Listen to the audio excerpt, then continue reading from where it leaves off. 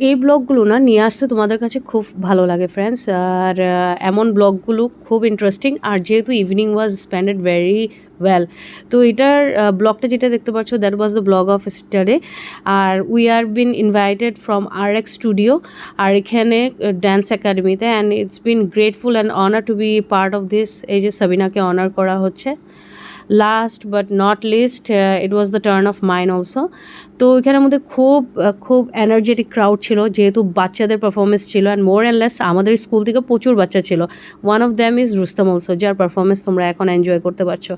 R this all R students, মানে যেগুলো দেখতে পাচ্ছ এগুলো সব আমাদের এক স্টুডেন্ট আর কি, এবার যারা বিভিন্ন বিভিন্ন স্কুলে, বাট ওদেরকে খুব ছোট থাকতে আমরা পেয়েছি।